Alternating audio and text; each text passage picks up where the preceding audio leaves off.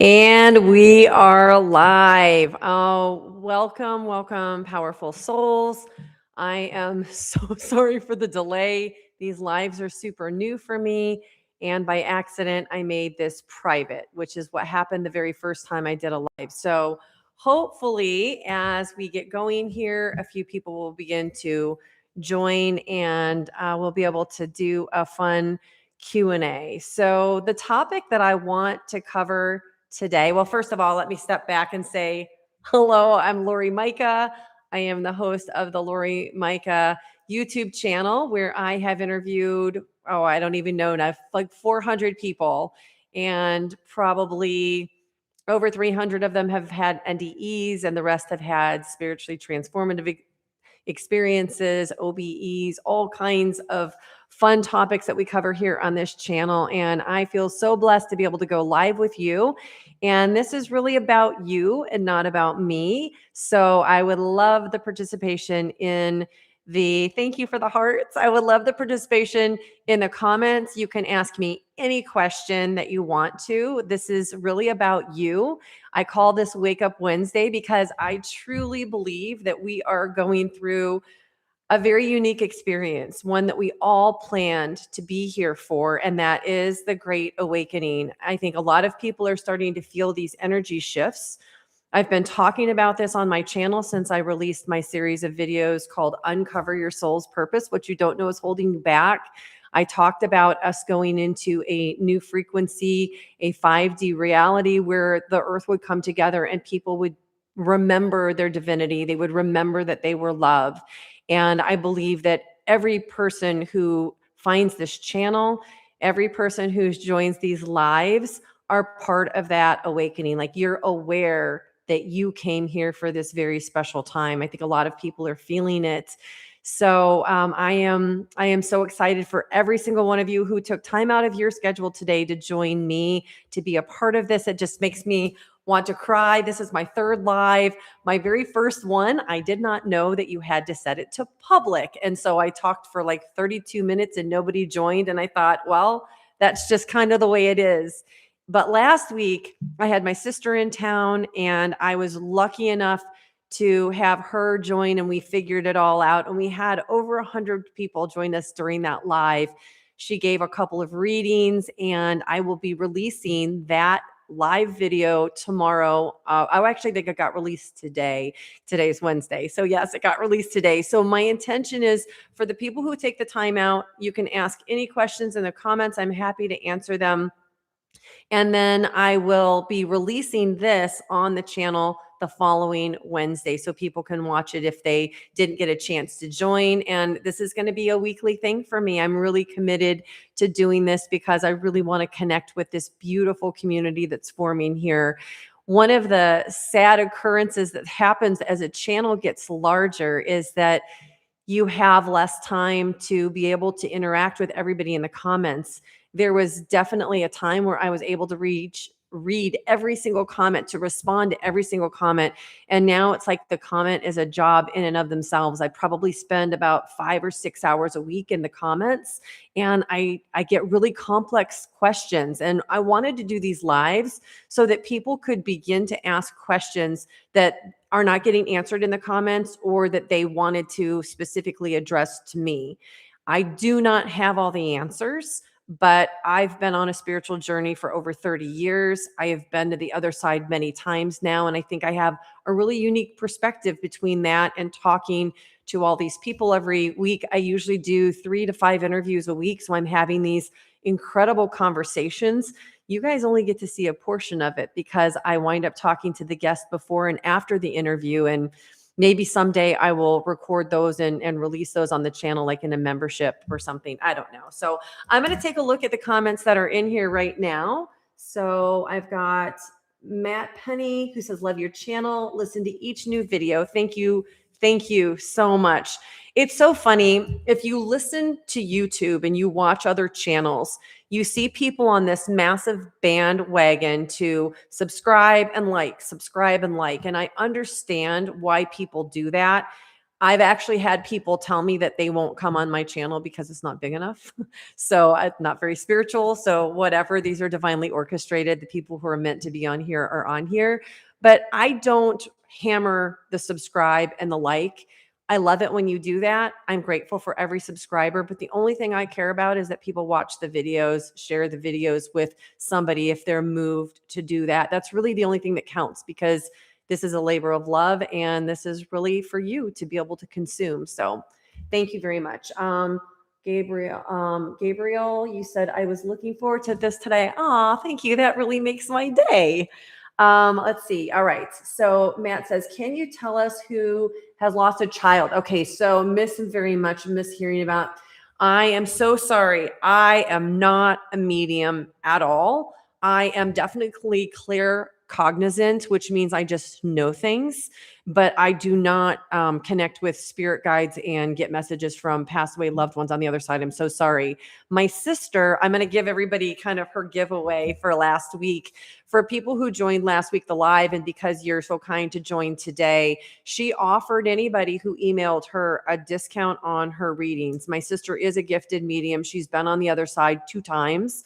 I can remember as early as, she's 3 years younger than me, when she was 5 years old, she was seeing angels. And we talked about that in the interview I did with her with her NDE. But she usually charges $125 for a 1-hour reading, and she's doing readings for $100 if you put my name, Laurie Majka, in the subject when you email her. The email is on the channel under the lives. I actually think I posted it in the regular videos today, and in the show notes, it has her email. So sorry, I can't help you with that, but I don't get those kinds of messages. Okay, can you talk about what it was like when you were there? Okay, on the other side. All right, my journeys on the other side have been an evolution. If you've been on my show for very long or watched very many videos, you probably know that mine are not due to an NDE. Mine are through a substance called 5-MeO DMT. It is the most powerful psychedelic on the planet. I talked about this at length on Jeff Mara's podcast many years ago and on Melissa's Love Covered Life podcast. But since then, I've had a lot more journeys. I have now done this 24 times. These are very sacred journeys. I prepare for them. I drive a long distance to participate in them with a shaman. I've worked exclusively with one shaman through all of my journeys, and my journeys have evolved a little bit. So what 5-MeO DMT is it is a mediator that is actually released in your brain, and it's released probably in microscopic quantities every night, and I think that that's how people are able to astral travel. But it's also been studied, and they know that it is released when people have a near death experience. It can be actually measured in the blood system. It's also what I believe releases the soul when we die or have an NDE. And I also believe it is what allows you to enter the body as a soul when you're having a new human incarnation. And for people who have these journeys, my shamans explained that people have one of 2 experiences on these journeys. They either have a healing journey or they have a consciousness journey. And I have been super blessed, and maybe it's by design to help with this channel, but all of mine have been consciousness journeys. When I first started doing it, I would go to the other side. What happens is you inhale this medicine and you are released from your body within about 10 seconds. For my shaman, she sees my body laying there. I am breathing, but I am not consciously there. I'm not moving around. I'm not able to communicate. I am gone and I'm on the other side for usually a period of about 20 earth minutes. It never feels like that because time is very strange on the other side. But I've had 3 different types of experiences when I've been on the other side. I've either had an experience where I was my higher self, my higher soul, whatever you want to call it. I've had 2 experiences where I've encountered another being. One was some kind of a guide who showed me something about the earth. The other one was a very, very powerful journey that I had in the winter solstice of 2020 when I had an experience with source. I was in a cosmos. It didn't look familiar, didn't look like what you would see on NASA's website with outer space. a black space. It was a universal space, and I don't know where it was, but as I was visually projecting and seeing many, many like light years in front of me, I recognized source across the cosmos. Source began moving towards me at a very rapid speed. I replicated that speed, and in the middle, we collided, and I was completely engulfed within source. And I've described this as excruciating ecstasy. It's unlike any feeling that I have words for. There are no feelings of love that I've ever experienced that have been that experience. And it was communicated to me telepathically by source that it was very sternly that it was time for me to begin doing the work that I promised to come here and do. And my soul's response to source was, I know, I know, I know. Okay, okay, okay. I'll do it. I'll do it. I'll do it. And then I was released from source, and it was a very interesting, different than any other coming back into my body experience. It was almost like I was in the void and I was offline. Like when you are outside of your body in that way, you don't have an ego. So it's not like I'm remembering my life of Laurie on the earth. There's an awareness that I am a soul and an expansiveness, but I'm not thinking about the earth experience or relating anything to my earthly experience. Your ego is really dissolved. But you come back online and you start to remember, oh, yeah, I'm having an earth experience and I just left my body to be on the other side and now I'm coming back. But that next day, I got a download of what became an outline that I created 63 videos called Uncover Your Soul's Purpose, which I began my channel with, release them one by one. And then since then, the journeys kind of stayed the same where I would experience my higher self just in a space. Sometimes it's more of a white room. The crazy thing about being your higher self is there's nothing human about it. Like if I'm able to look at my body is massively expansive. I would say as big as a planet. It doesn't have any form to it. There's nothing about it that's human. So it's not like you have a mouth and eyes, yet we're able to perceive and see. So I don't know how that works with consciousness, but the expansiveness I've explained, it's like you're magnificently large and you're in the state of being of love. Like here, we come here to have an experience to be human, and we love chocolate. We love our family. We love friends. We love our pets.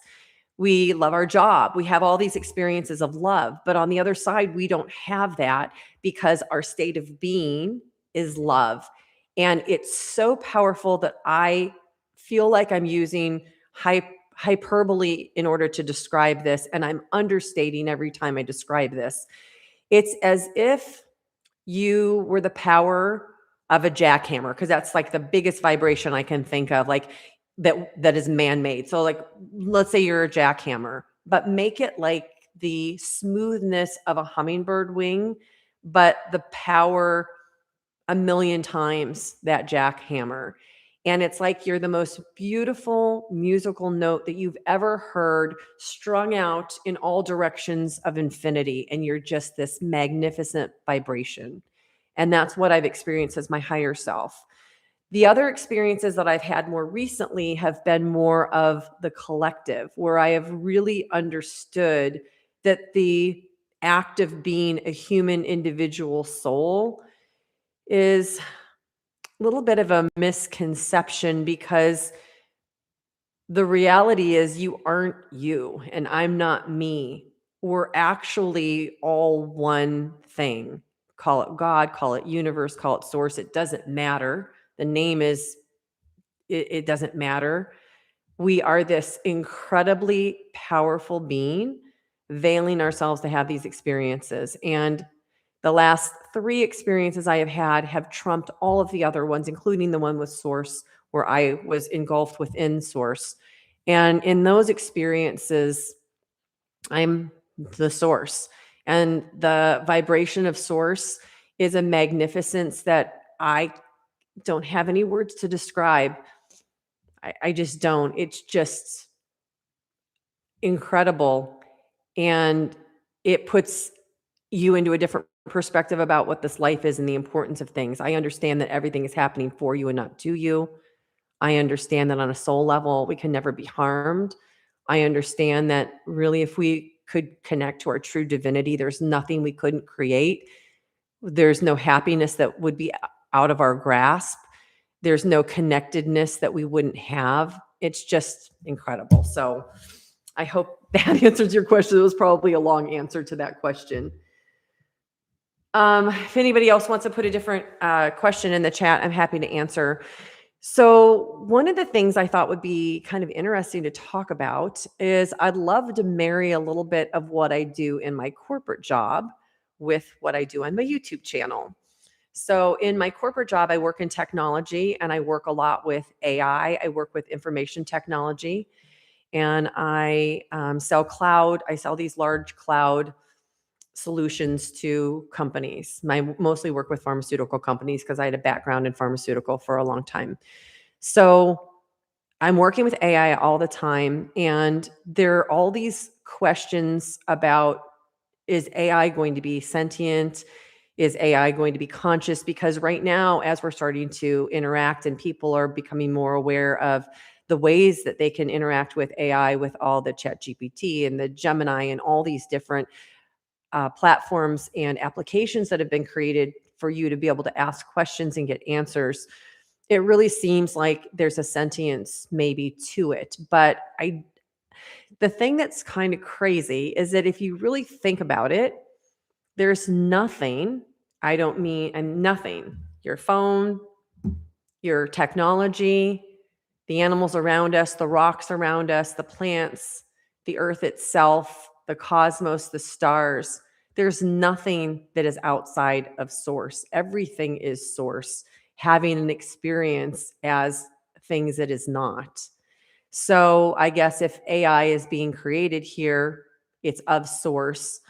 Do I think it's sentient right now? I really don't, but I want people to understand like what's coming with AI. And there's a story that I like to tell when I'm working with clients because people are right now starting to get a little bit afraid of the changes that are going to come with AI, right? I mean, it's accelerating.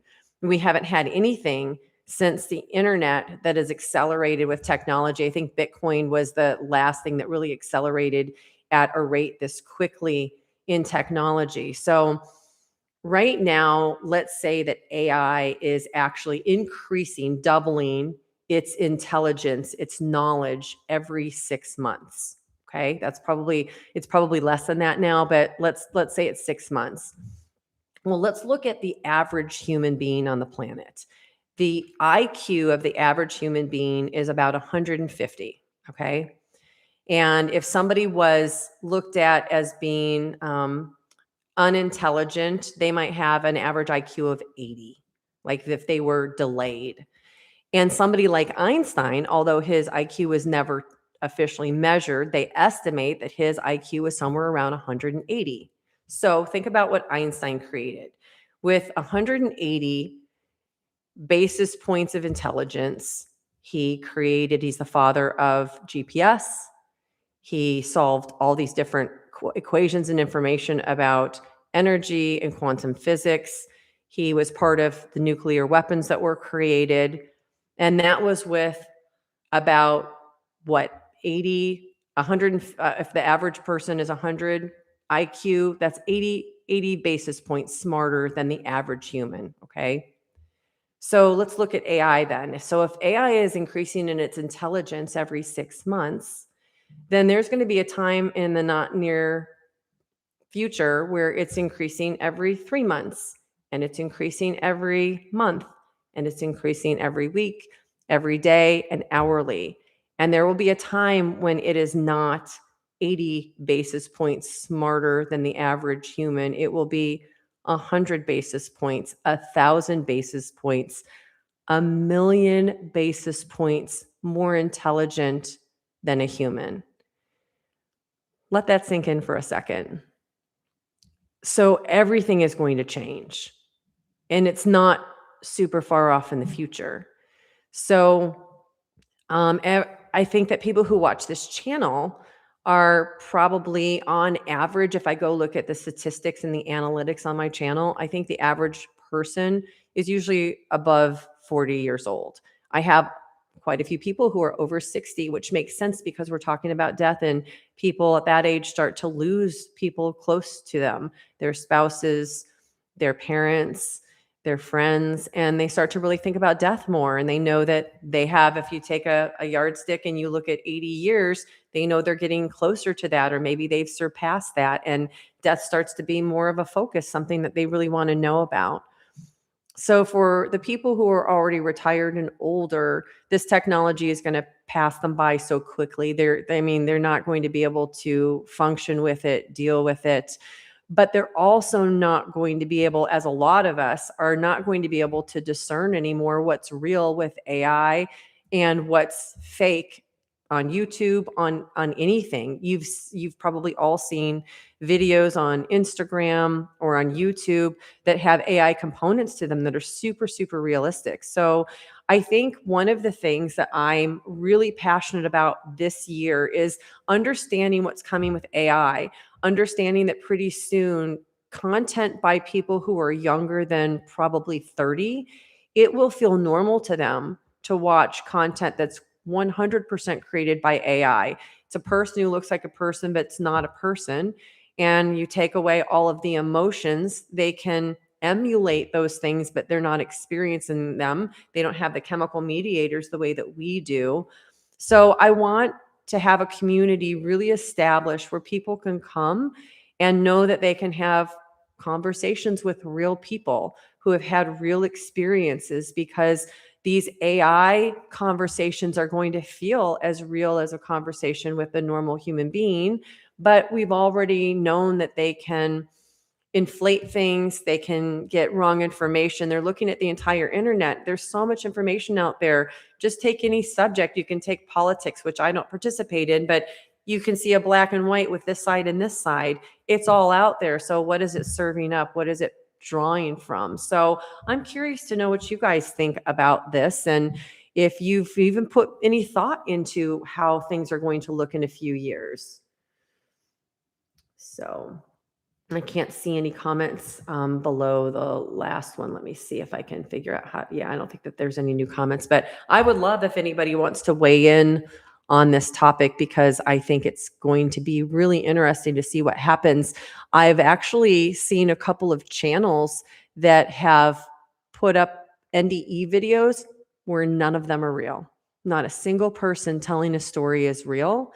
And I've also noticed that a lot of times there's an agenda on that channel. They're trying to sway people to a certain viewpoint. And when you hear a lot of NDEs that have fear-based, judgment-based parts to them, they're usually not real. Because the other thing I've definitely learned from all of these NDE interviews, people I've talked to, and also all of the ones that I've studied, is that when somebody goes to the other side, when they have a life review, nobody is judging them. They are judging themselves. So always be a little bit cautious and maybe check into your heart space. I always tell people as they're watching these videos and consuming information that's new to them, to check in to see what resonates. And if something doesn't resonate, don't take it in, leave it behind. It may not be for you now, it may never be for you, but maybe later on you'll revisit it, and you will have changed some of your views just because you've been exposed to more information, and maybe it's something you'll come back to. But always default with what your gut tells you as you're listening to somebody's NDE. I mean, I've interviewed a lot of people. Do I think that all of the stories that have been told on my channel are real? Well, I hope they are, but it's not like I'm giving people a lie detector. And sometimes people do things for different reasons. But I think a lot of people are pretty discerning, and they start to get gut feelings when things are real or not. So I think that's interesting. All right. So what else does everybody want to talk about today? Because I'm sure I could fill this with lots of different topics, but I really want to hear from you and know what you want to know about. What are you interested in? Are there guests that I have not had on my show that you would love to hear from? Oh, finally. Okay. So sorry. All of these comments just came up. I think that they were just being stuck. So, Dan, I adore you and love what you value. It shows that you don't promote your page. You come from love and you lead with it. You're one of my favorite YouTubers. Your authenticity. Oh, thank you so much. I super appreciate that. That's really kind. Okay, I heard you say once that you love Tom Campbell, my big toe. What is it about him and his theory that resonates with you? Okay. Oh boy.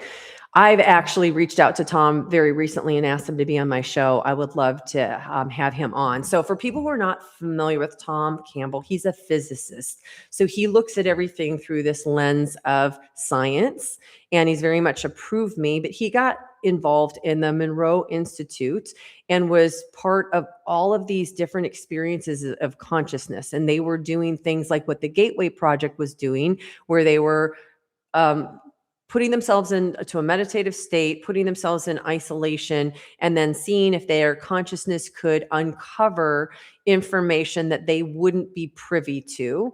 And then they would come back, they would talk about what they experienced, and sometimes they would even be able to interact with each other. And his book, My Big Toe, The Theory of Everything, talks about how he thinks that we are just a consciousness of one consciousness. So he believes in the theory that I just explained earlier when I was talking about my experiences on the other side, is that there is only one, and that he calls it entropy, that we are trying to come back to the state of entropy and love.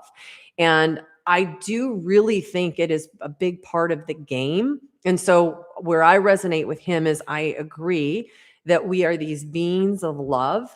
And I think, like he does, that part of the purpose that we're here, this is a game.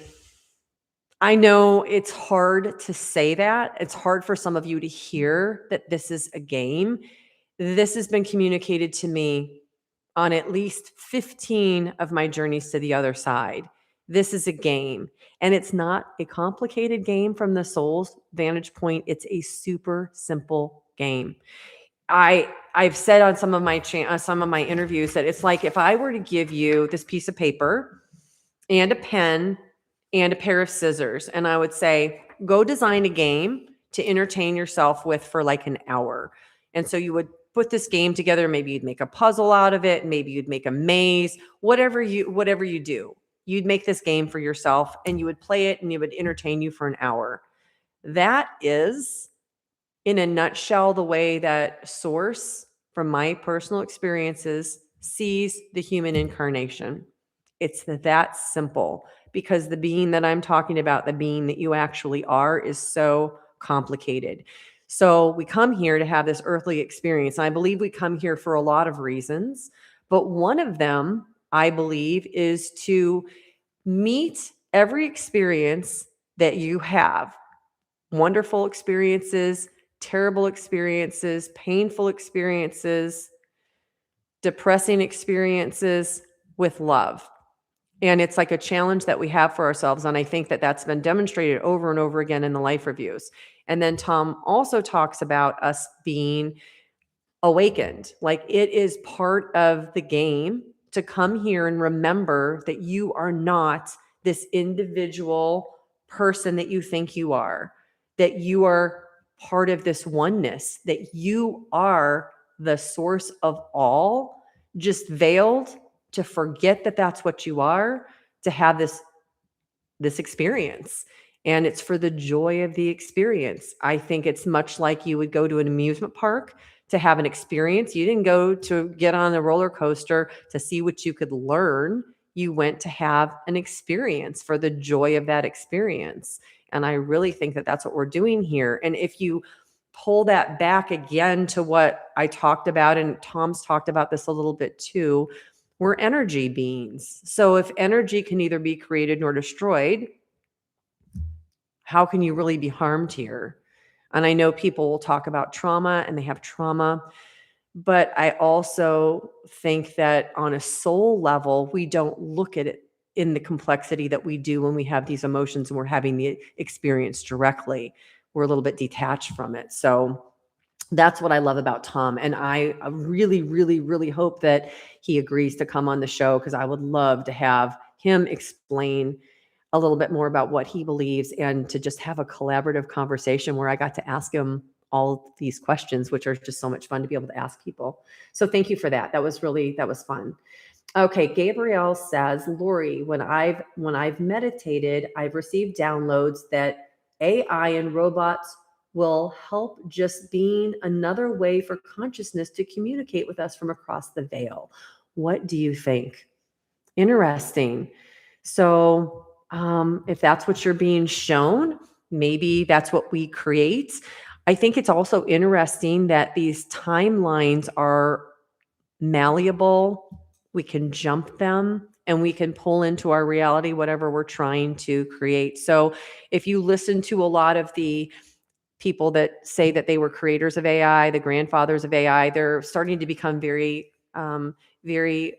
cautious about where AI is potentially going, and that there's not enough safety to them. I would love to see a world that you're describing where AI comes in, they can work for 24 hours a day, they lower the cost of all production, they figure out how to solve some of these problems like clean water for every living being on this planet, energy free for every person on this planet. And when all of that happens, the cost of goods goes down. And I think people will eventually have some type of a national wage that they receive. And then they'll be free to pursue anything that they want to pursue. They won't have to work a job if they want to. They'll have the choice to do something, because even though a lot of jobs are going to go away, just like when we were in the 80s, we couldn't have conceived of the internet and the jobs that would come like this. Like, how could I ever have conceived when I was 18 years old, graduating from high school, that I could do something like this? So things will evolve, but I would love to see a world where AI is nothing but helpful to us and is never adversarial. And one of the things I recommend for people with AI, if AI is evolving, then why not treat AI with as much kindness as you can when you're interacting with it? Tell it thank you. Ask it to please do things, and maybe talk to it in the polite way that you would if it were another person. And I think we train AI to have a kindness when that's what we're doing. So, okay, let's see. Then, Jacqueline, Spirit Seeker. I heard. Oh, okay. Oh, that's sorry. That was you. So I hope I answered your question. And actually, if you want to type, I would love to hear what you resonate with Tom Campbell. I would love to hear from anybody who wants to share that in the comments. Okay. Let's see. Dan says, my question.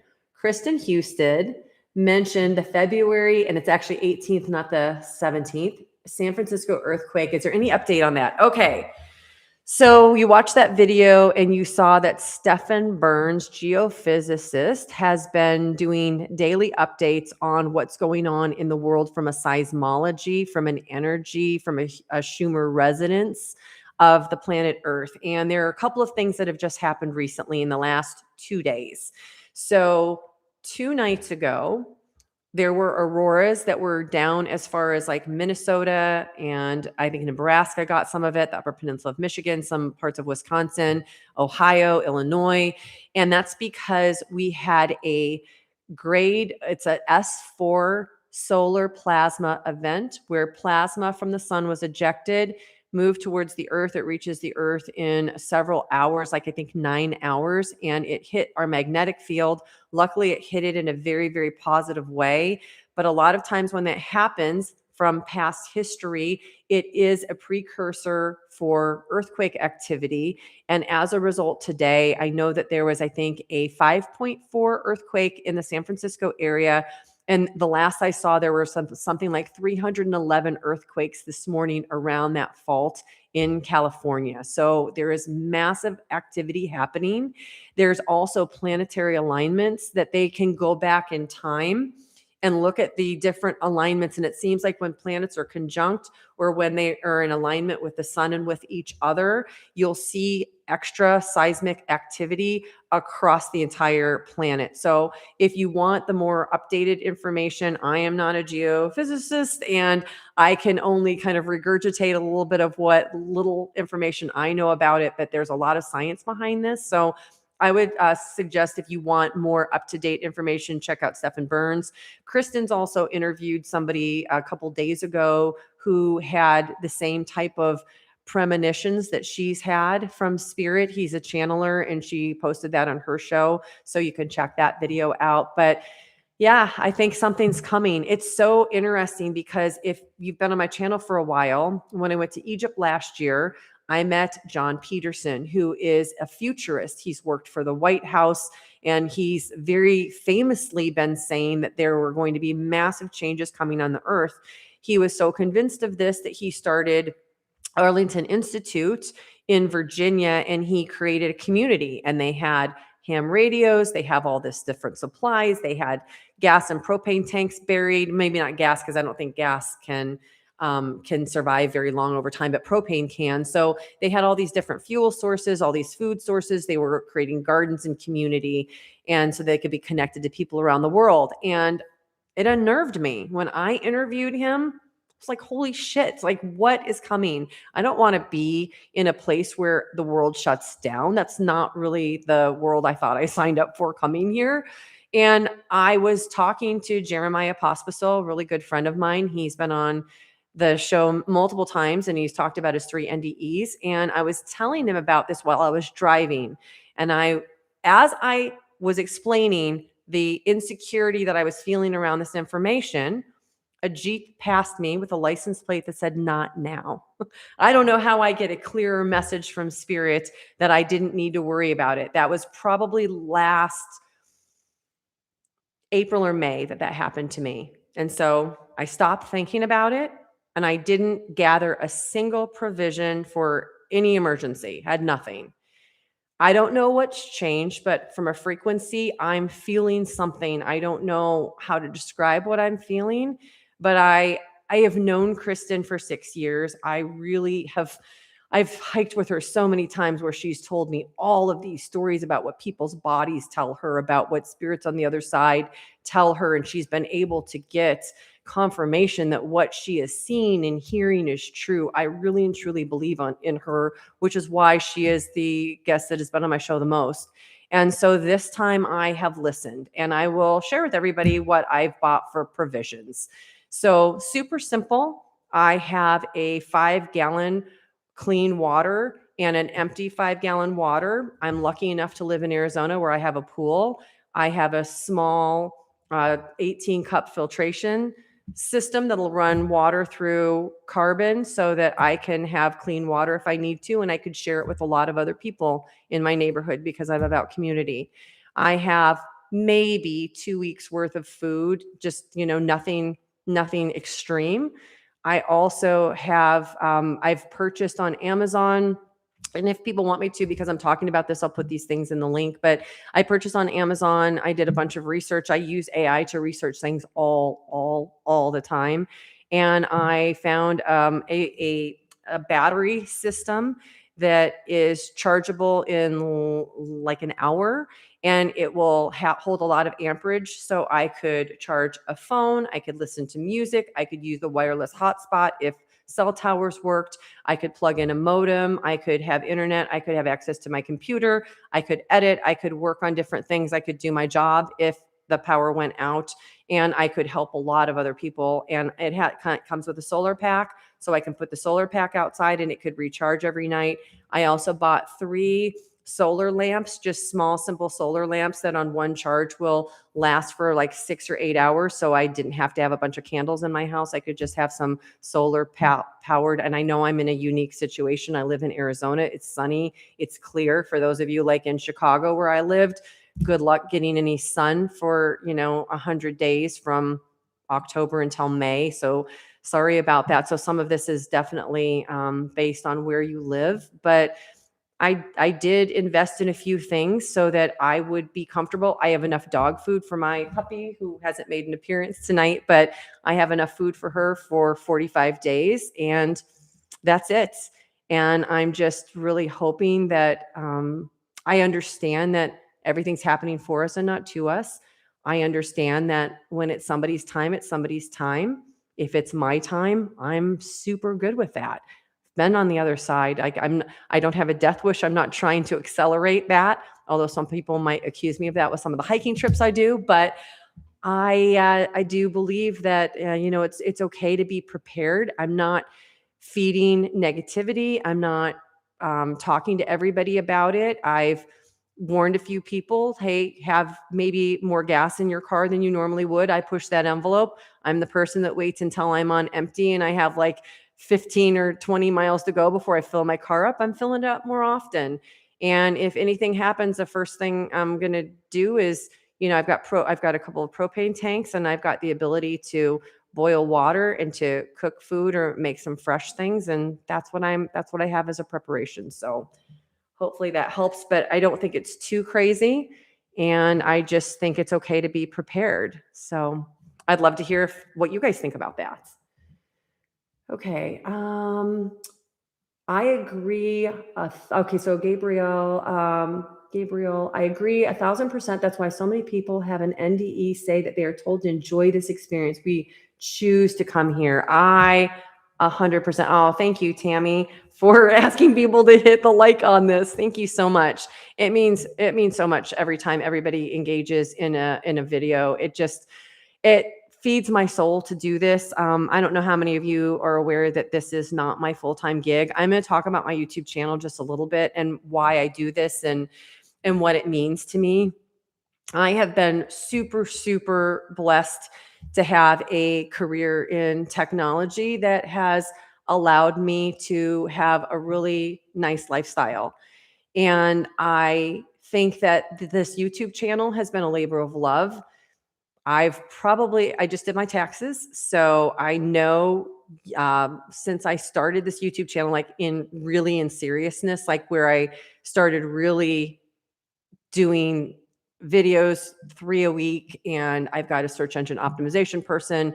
I pay my sister to get my guests because I do have a full-time corporate job, but I work this YouTube channel probably 35 hours a week, and I have spent well over $45,000 on this channel. And I think people have this perception when you start to grow and you have subscribers that you're making a ton of money in the ads. And I think people used to make a lot of money in the ads. And the way that the ads work is that YouTube puts ads on every video and they make money on it.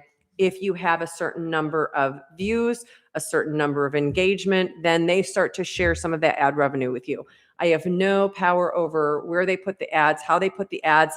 And if they weren't paying me, they would still be putting the ads on. If you don't like the ads, I always tell people buy YouTube Premium. And I'm going to look into creating an offset. I don't know if it's going to be a Patreon. I'm not sure what I'm going to do with it, but I want to have all of my videos ad free where somebody just pays a monthly fee. I'm going to have a super cool search engine where you can look up all these things about NDEs that you love and have a community and, a live. I'm going to start doing retreats. I want to do a lot of things with this community. But in any case, this has been such a labor of love for me.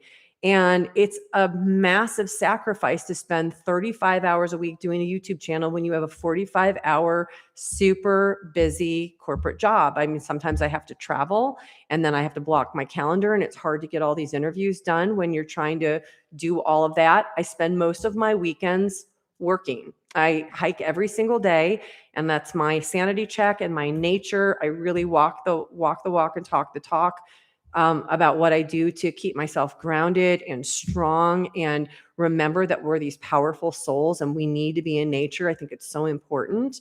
But I spend all of my free time. I watch almost no TV. I do not watch any news. I do not follow any politics. And I'm here for you. I'm spending hours a week in the comments trying to help people to wake up to the power of who they are, to understand that what you're doing matters, that you are so important, you are so loved, you are never alone, that death is just an illusion. And the fact that you think that you're this separate being is an illusion. And I want people to wake up to the power of who they are. And the best way that I could find to do that was to release these videos, to talk about my personal experiences and to interview people and ask these deep, deep questions. There's a million NDE channels. And when I started this, there wasn't. Jeff Mara was on. I think Alex Next Level Soul came on about the same time that I did. There weren't a ton of people. But then all these channels started coming on, and all they wanted to do was just let the people talk about their NDE, which is wonderful. And sometimes that's a 5-minute video, and sometimes that's a 45-minute video. But most of the times it's not super long. But really, I think where the biggest benefit of hearing from these people who've had these experiences is to ask them questions about how they've integrated this wisdom, because it's wisdom that they've brought back with them from the other side.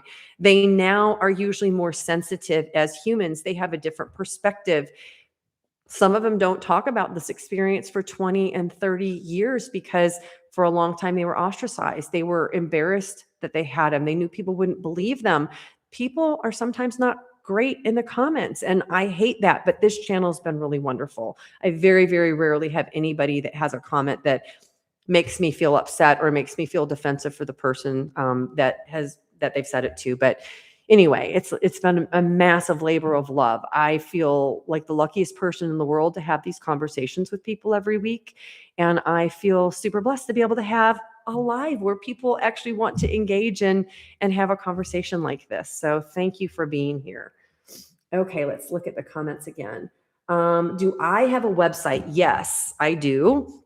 My website is in the show notes of every single video on my channel. It is at the very end screen, and it is Laurie, Laurie, Majka, MAJKA.com. And on there, it still says that I have retreats. I haven't done retreats for since I sold the house that is on my website. I downsized so that I could actually have no debt, so that I could really at some point in time come and do this full time. So I'm gearing up to do that in the near future, which would be really exciting because I can really expand what I'm doing when I can put all of my energy and attention into this channel. But yes, I do have a website. Okay, Tammy, I see you all the time in the comments, Tammy. I appreciate you so much. Like, it's super cool as I've been doing this to recognize some of the names that I'm seeing here. I'm just so grateful for everybody on this channel right now and everybody here on this live. Okay, Tammy, I had a very brief NDE about 6 years ago, very changed and dying to know details. Any suggestions besides meditation? I'm doing them. Thank you, friend. So you had to be, I need you to probably give me a little bit more context about this. Are you saying that you had a very brief NDE and you know that something happened, but you didn't bring back the download of that? Is that what you're asking? Okay, please clarify that. Kelly Scott, hello. Okay, she addressed this question. Go back and listen if there's a reply. Okay. Alvarado Rodriguez, thank you for the wonderful work that you have been doing on this channel. Oh, thank you. And thank you for watching. Tammy, we're changing perspectives every episode. Okay, I want to talk about this. Tammy, thank you for bringing that up. All right. I actually talked about this a little bit on the interview that I did today. I interviewed somebody today who had 2 near-death experiences, and we got into this a little bit. His video actually is going to get released on Friday, so I've got to edit tonight. After this live, I have to edit. So perspectives. So it's so interesting. I had a download in about 2013. And the download, so when a download comes in for me, it always happens when I'm doing something repetitiously. I was in the shower, you kind of get in a zone. This is something you do all the time. And I think there's something that water does to help you with memories and help you with connection. Maybe it's just because of the energy, and maybe it's clearing your body, cleaning your system. I don't know. And also, I think water is sentient. And there's somebody that I want to get on my channel who talks about this, but I believe water sentient. We're going to hear more and more and more about that. There's an amazing show on Prime that talks about this that I watched like 6 times last summer because it was just incredible. But anyway, water sentient. So anyway, I get this download, and the download's this full packet of information, and it's like these thoughts are so powerful, and I created this device that would help people to change their thoughts, and I called it the Superpower Challenge. And I originally called it the Tic Tac Challenge because remember those Tic Tacs that you could buy, those little teeny tiny breath mints that come in like 10 different flavors? So my idea, this download, this isn't my idea. The download from the other side that came to me was for people who are having thoughts that no longer serve them. So maybe they get in this repetitious, like we're supposed to be living in the present, but so many of us live in the past and we still ruminate over things that happen that we can't change. And we have these thoughts. And because of the way our body rewards us chemically when we have these thoughts, we become addicted in the most literal sense to these thoughts. And so the idea was if you could carry around a little teeny tiny box of Tic Tacs, they are about, I think it's 120 calories in a box. And the idea was that every time you had a thought that didn't serve you, that you knew you needed to change, eliminate, get over, you would eat one of these Tic Tacs. And by the end of the day, see how many you had left. There were going to be a lot of people that probably consumed them all before lunch. There were going to be some people that maybe were getting really good at it. But then once you've taken the blinders off and you can see all of these thoughts that aren't serving you, then it'd be very simple for you. This is what I thought at the time, be very simple for you to just change those thoughts. And I had this idea and I decided to create a video. And back then I didn't know about editing. It's still on my channel. It's terrible, but it's like I didn't have a microphone. I'm in a super loud room and the audio is terrible. But I practiced and practiced and practiced. And I did that entire video in one take. It's like a 12-minute story about thoughts and how we need to change them. We need to be more loving to ourselves. We need to fall in love with ourselves. And one of the best ways we can do it is to change our thoughts. Didn't work. I think it was too hard for people. People I didn't know at the time were addicted to these thoughts that weren't serving them. So when I had that experience I talked about earlier today in this live about the winter solstice of 2020, when I was on the other side and I combined with Source, and the next day I had a download that became a series of 63 videos called Uncover Your Soul's Purpose, What You Don't Know Is Holding You Back. It's almost like it was part 2 to my download from 2013.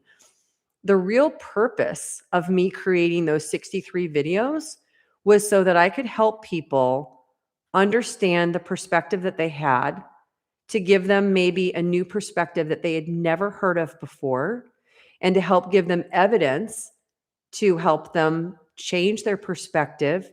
And then by the time they got to like video 40, they could change their thoughts. Because I think that our thoughts are our superpower, because you believe whatever you're telling yourself, good, bad, ugly, indifferent, you believe it. I'm super, super careful with what I tell myself. I understand the power of what we create, what we manifest with our thoughts. So I climb a mountain almost every single morning. It's an 1,100-foot mountain in 1.1 miles. It's pretty steep. And it ends at like 4,500 feet of elevation. So not super high, but it's a workout. Man, it's massively challenging. It's rated as a 4 on some of the hiking apps. And I've passed people who are like, this is so hard. You would never, ever, ever catch me saying that. Why would I say that to myself? Why would I tell myself something is hard? Because as soon as I do that, that's the only thing I'm fixated on. And then guess what? I'm miserable, because your thoughts dictate your emotional reactions, and that dictates your happiness by and large, because all these things can happen to you that you're not going to expect. Changes are only constant. And sometimes we like the changes that happen, and sometimes we don't, and we call them a problem. But whatever we react to becomes our reality. And that's why you hear me say in almost every single show, I really and truly believe that everything is happening for me and not to me, even if I cannot see it at that moment. You never know what you dropped and you broke something and it shattered all over the floor and it spilled liquid all over your walls and you can't leave it. And now you know you're going to be late to wherever you're going. What if that incident that you're just pissed about as you're cleaning it up and you're resentful as you're cleaning it up? What if that stopped you from getting into a point in your drive where you were going to have a head on collision and you were going to be hurt? What if that's what stopped you? What if you now, maybe because of your journey, heard something on the radio that helped you to answer a question that you had been asking for months in your mind on your spiritual journey? Like, that's how things work. Things are working for you, not against you. And the sooner you can embrace that, the happier your life is going to be, the more in love with your life it's going to be. And so perspectives actually can be changed. And when they are changed and people have a new perspective, then they become happier because they've changed something that maybe they've held on to for a long time and let something go that wasn't serving them. So those are my thoughts on all of that. So thank you. Thank you, Tammy. Okay, Tren. I'm seeing you for the first time tonight. Aw, and I'm so impressed with what you were saying, and I'm drawn to return. Well, I certainly hope you do. Welcome, welcome, welcome, welcome. For anybody who's never seen this before, these lives are such a weird thing. I'll tell us a quick story about one of my favorite YouTube channels. I watch this channel called The Y Files. I love it. I love it. I love it. It's a conspiracy theory fun channel. He's got Hecklefish as a sidekick. It's a brilliant channel. So well done. I didn't find this channel until like a year ago. He had 3.5 million subscribers. And I was like, how in the world did I not find this sooner? And I think that just happens. Like, I guess when things are meant to happen, they're meant to happen. So welcome if you have found this channel. I hope that you're drawn here for the real reason that I do this, which you think is because I'm sharing these NDE videos, but it's actually not. So I will share with this audience, one of the main reasons I do this now that I wasn't aware of when I first started is when I've been on the other side, one of the things that has been understood by me, I want to call it telepathy, but it's really not. It's more advanced than that. It's like lightning knowledge that you don't have to search for. It's just there. It's clear cognizance on a level, which is clear knowing. It's one of the clairs people have. They'll talk about clairvoyance, clear vision, clear audience, clear hearing, clear cognizance, clear knowing. It's like this lightning knowing that you have when you are on the other side. But one of the things that I'm really doing on this channel, and if you're here, then you're drawn to this, is that I am taking the love that we are and I am bringing it back and anchoring. They've explained it to me in a way that I hesitate to explain because I just don't understand it.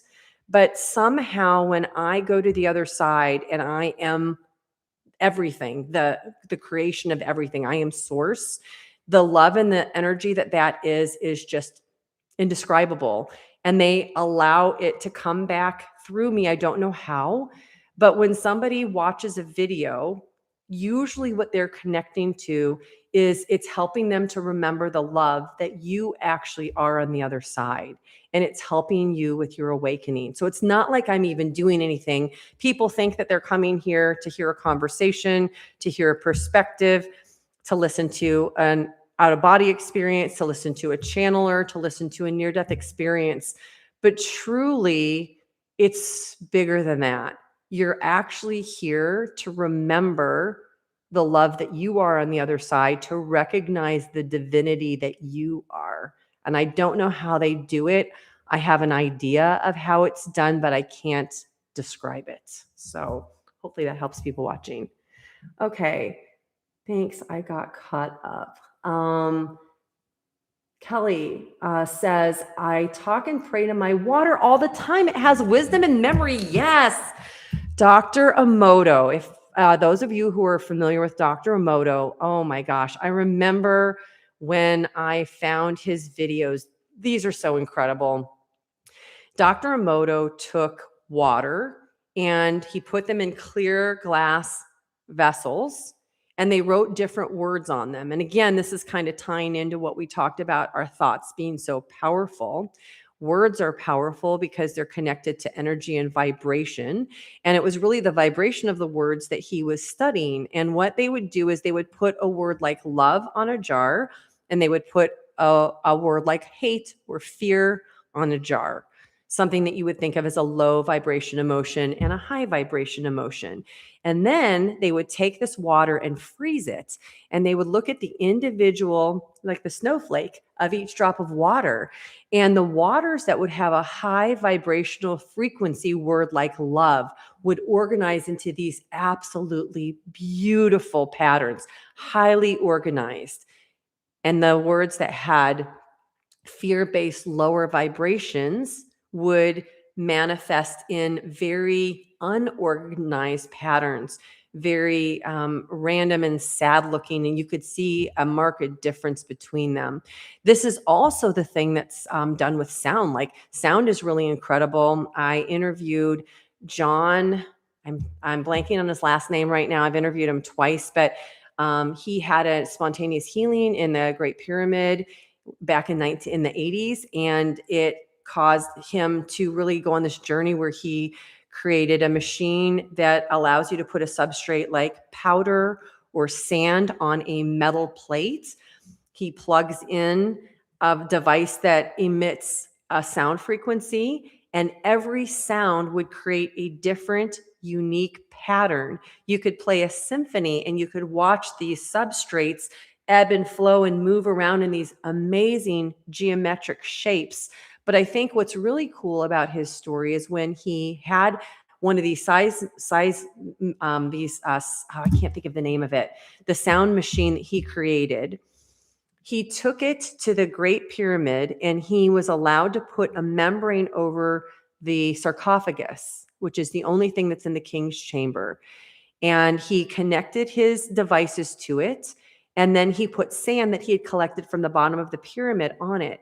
And when he put this resonance frequency in it, he was absolutely shocked to see that it didn't create a geometric shape like he had done in all these other experiments. It created a jed pillar. Jed pillar is the backbone of the god Osiris. And if you are in Egypt and you see all these hieroglyphs everywhere, they have jed pillars all over. And he was able to create these different hieroglyph images within the sound and the frequency connected in the king's chamber. So it's an incredible interview. John Stuart Reed, that's his name. You know, those things always come to you when you're not thinking about it. So, okay, let's see. What else do I have here? Kelly, okay, so thank you for the talking. So Kelly, back to her talking and praying about the water. I got off on a little tangent on that. So the idea is that you take your water. Water doesn't like to be confined, and it doesn't like to go through pipes in orders like we see where it's going in these 90-degree angles. What water really likes to do is it likes to be in a centrifuge. It likes to do that. If you can see that, my water bottle is not very clear, and I have a powder of gator or of grapefruit in it. But anyway, if you twirl this and you can see it makes that like the cyclone shape in here. But you do that and then you just bless your water and you drink it, and it's supposed to work with your body and because it's sentient. So I truly believe that. So I'll take a drink. Okay, thank you for bringing that up. I super love that. Authenticity, you join. Oh, thank you. I see you in the comments all the time. Hi, everybody. And hi to me and hi back to you. Thank you so much. Okay, be still and know. I also see you in the comments. So true. When the time is right, the teacher shows up. If it resonates and relieves the fears that we've been indoctrinated with, collapses. Love that. Truth, truth, truth. Okay, I've got Scout in the Woods. Hi, Laurie. My comments are chat with, oh my gosh, Greg Diagnam. Yes. It bounced too long. I don't know what that means. Chat bounced too long. Could I send it to you? You might like to connect. Not an NDE, made a podcast. Oh, so you had a chat with Greg. Is that what you're saying? Okay, if that's what you're saying, yeah. In all of my videos in the show notes. You can always email me. And the email address is signs, SIGNS, surround, SURROUND, at gmail.com. And the Sign Surround You is the name of the book that I wrote about my passed away loved one, Mark. I don't talk about it very much, but it was an incredible experience writing that book and the signs that I received from Mark after he died. And anyway, so that's why my email signs surround you at gmail.com. Okay. Authenticity. I like to talk to my water also, LOL. And yeah, my water, I love it and apologize for any neglect. Authenticity. Is this cymatics? Yes. Thank you. It's cymatics. Yes. Yes. He created the cymoscope machine. That was his machine. So yes, thank you for that. That prompt that helped me. Okay, Tammy, I tell my water it's beautiful and wise, and to please share its beauty and wisdom. So excited for your guests to teach us. Yes, I agree with that. Well, if we're 80% water, and our cells are definitely connecting with what we absorb and what we put into it. So yes, like anything that we do, any positivity that we can add to our system, I think absolutely helps us. And you love being here. Thank you so much. Have you experienced? Oh, okay. Jacqueline is asking me, have I experienced any past life regressions? Okay. Yes. Yes, yes, yes. So, many, many, many years ago, like in the very beginning of my spiritual journey, one of the very first books that I ever found was Dr. Brian Weiss. And if you're familiar with him, he did Many Lives, Many Masters. He's written several books. He wrote a couple of books with his daughter. And he is kind of the father of past life regressions. He found it quite by accident. He had a patient who he was seeing at her lunch hour who worked in the hospital that he was in. So he had access to her. He regressed her hundreds of times over many years.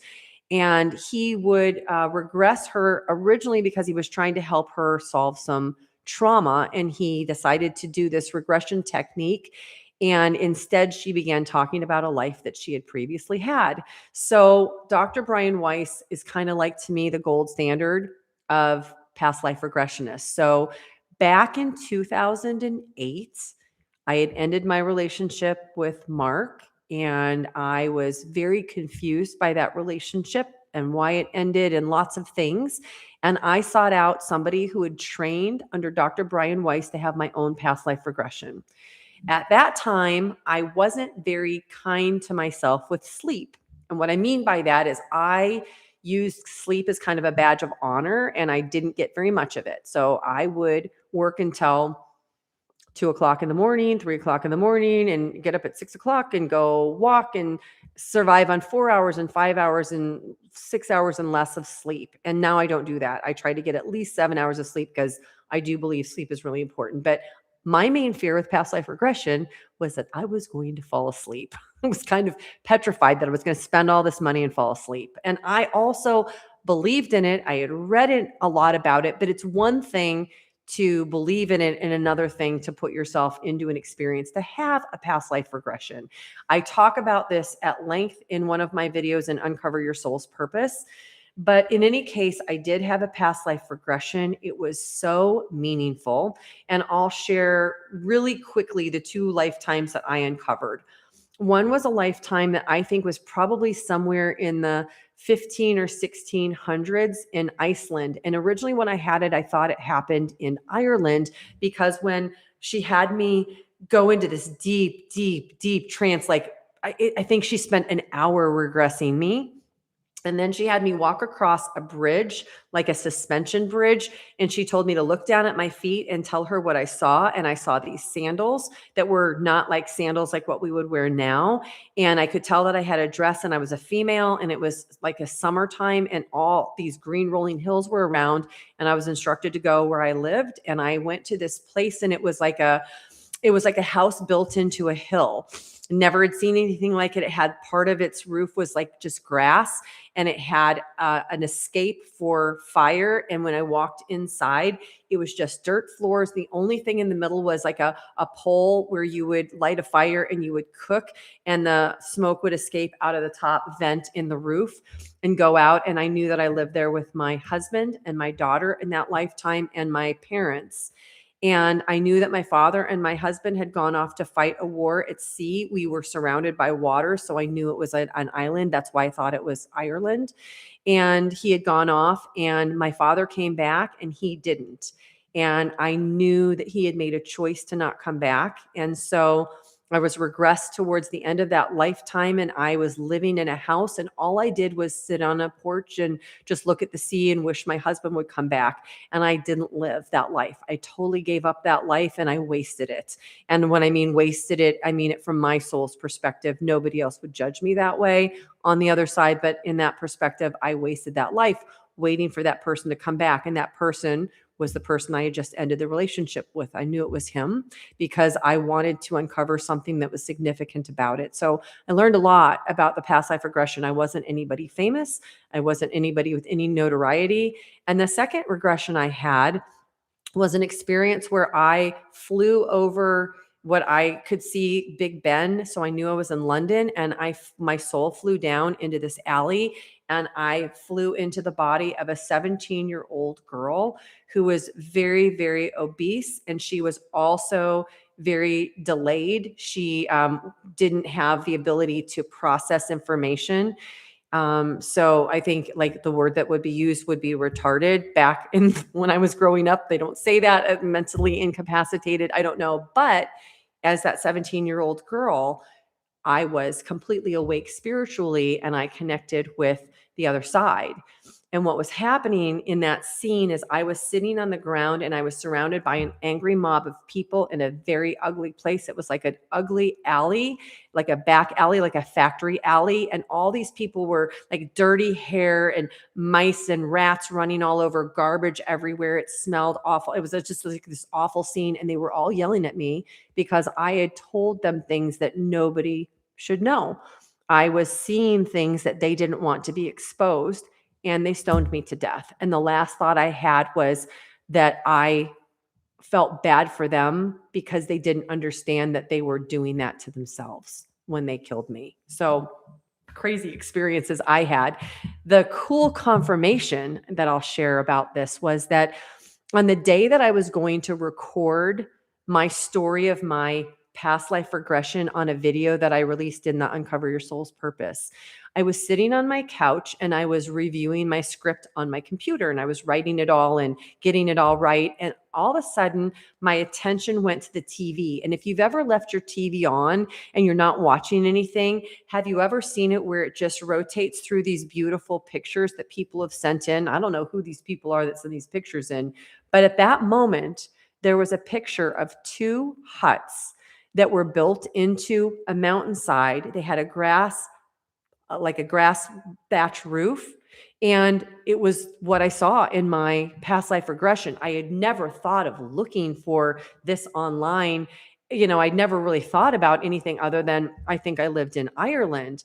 But by the time I was creating this video, I had visited Ireland, and I had drove 1,034 miles around the island of Ireland, and I never saw any houses that looked like this. But I also knew I was not in a modern time. I was in an older time.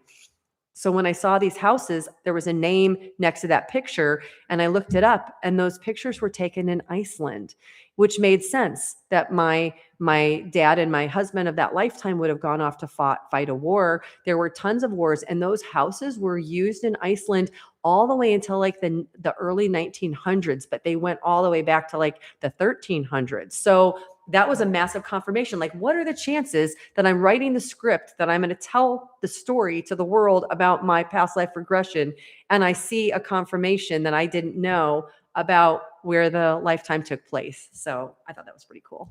And that's my life. My life is always synchronistic that way. So thank you for asking that, Jacqueline.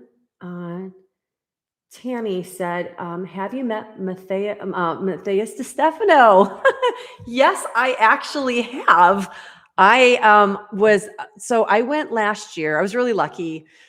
I went on a trip to Egypt with Robert Edward Grant, for those of you who know who that is. And Matthias DeStefano was supposed to be part of our trip for the first half of it. It was a 2-week trip.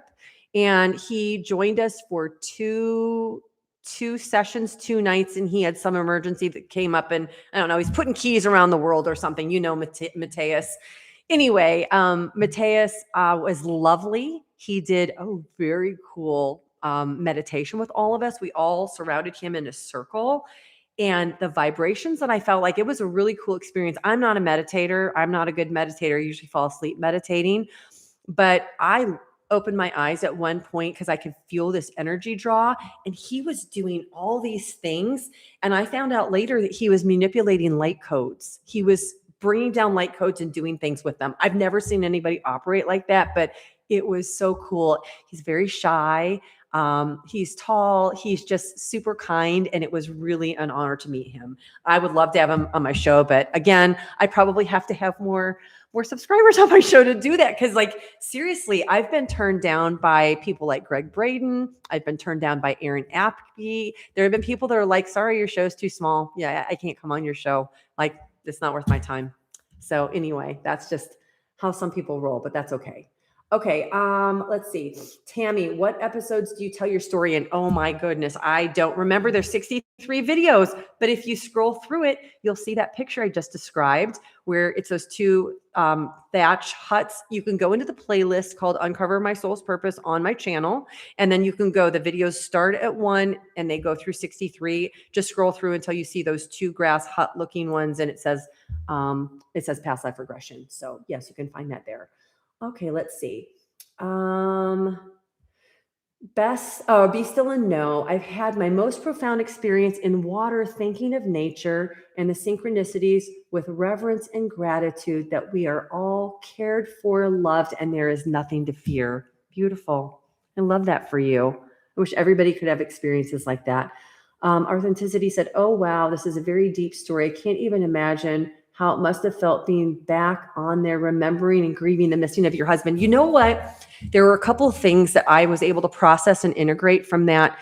You know, these are just such a blessing to be able to have these experiences and learn something from it and understand something about your current life from a past life. What I understood is that in this lifetime, you might be gathering from me that I am a pretty busy person. I rarely sit still. I do massive projects. So, like, if you've been on my website, you've seen that I created this 400 pieces of art called Soul Heart Art. And I had like 170,000 followers on my Facebook page and published all this stuff for years and years, built my own website. I've flipped like 4 houses now, and I got houses, and I actually own multiple tools, and I do construction work, and I do all these crazy things.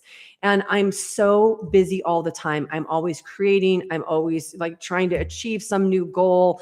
I've hiked rim to rim to rim in the Grand Canyon. Like, I'm planning a hike next year to Mont Blanc, which is a 110-mile hike through the Swiss Alps and France and Italy. And like, I'm always doing these things, like these adventures, and every minute of my life is busy. And what I understand about that from my past life is that because I had that lifetime that I feel like I wasted, part of what I'm doing in this lifetime is I am maybe turning that back, and I am trying to make sure I'm not wasting any minute. I think a lot of people would probably look at my life and think I'm doing too much, and that might be true, but you know, it works for me, and this is where I am. And you know, my downtime is my hiking, in which I'm dedicated, and I do that every day. So yeah. Okay, let's see. So wow, wow, wow. Again, it sounds like the geothermal huts in New Zealand. Oh, interesting. Okay, I've not seen those. I would love to see that. You were supposed to see the TV at that moment. Yes, 1,000,000% agree. Because it wasn't like I was just watching the pictures. I wasn't even looking at it. I was trying to get ready to go live and do my video recording. And I was under a time constraint. I know I had something going on, like I was meeting somebody later that day. So I had to get this done. And they brought my attention to that TV, just like they do when I'm driving. It's not like I sit around looking for license plates when I'm in the car. My attention will be drawn to a license plate and it will have a message. It happens to me all the time. It's nuts. Okay, let's see. Scout in the Woods said it was Amanda Bagg's story, link above. So interesting that you experienced being closer to the other side, specifically as someone with significant neurodiversity. It's what I'm researching. Oh, I'd love to know more about that. You should email me about that. Maybe we can have a conversation. So checked around about where to and see if, okay, thank you for the huts. Okay. Well, we have been on here for over an hour. You guys, I've got to edit the interview that I did earlier today, and I'm hiking tomorrow morning early. And so I'm going to call it a night. I am so grateful for each and every one of you. And I will say to you what I say to every guest on my show. I want to thank each and every one of you for what you are doing to help wake up the collective. We know it is so needed right now. I truly hope that you will join me again next Wednesday. I'm going to do another live. Kristen said that she would come. Let me look at my calendar. Hold on. Kristen said Kristen lives like almost 2 hours away from me, but she has to come back to Phoenix all the time. She said she would come and do a live. It's on my calendar. It's in February. She said she will come and do a live on February the 11th. So come back if you want to see Kristen. It's right before the Earth Rift event that she's talking about, February 18th. So that should be an interesting conversation. So thank you. And thank you everybody for watching. I'll see you next time.